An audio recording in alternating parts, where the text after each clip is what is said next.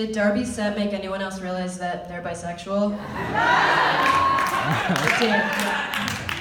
So as I look out on your beautiful faces in these seats, I see that I know some of you and some of you know me, but some of you don't, so we're gonna start with some quick facts about myself. The first one is that I got bullied the other day.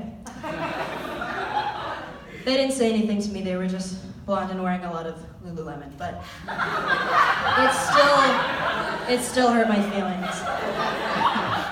The second fact is that I don't like the word brunch. That's it on that. The third fact is that I have a boyfriend now. And I do sketch comedy, he does improv, which basically means that we are the two worst kinds of people who decided to start dating. Because we're both subsets of comedians, which means that not only are we deeply, deeply insecure, but we also have huge egos. Bad mixture. Speaking of huge egos, does everyone know who Nicolas Cage is? Yes! Yeah! My friend's dad almost killed that guy.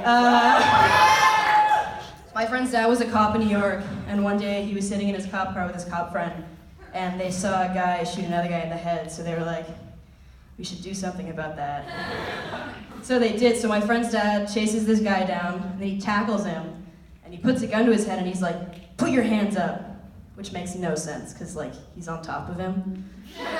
Anyways, a bunch of guys run out, and they're like, no, stop, cut, this is a movie, and that's Nicolas Cage.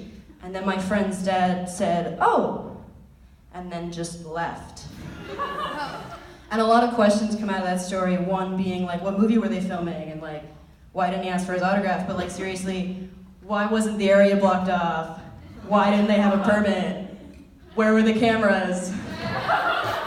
And I have two theories for this. The first one being that it wasn't Nicolas Cage, and some guy straight up committed murder, and then his friends were like, no, it's Nick Cage. And then my friend's dad was like, yeah, no, sounds good. The second theory is that it was Nicolas Cage, and he's a straight up murderer. So if in 6 years from now you find out that Nicolas Cage is like a serial killer, I told you.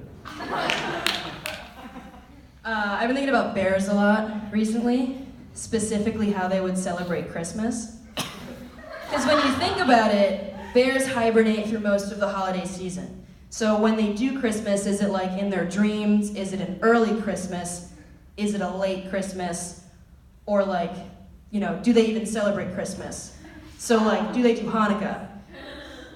Then you have to wonder, like, are there Catholic bears? Are there Buddhist bears?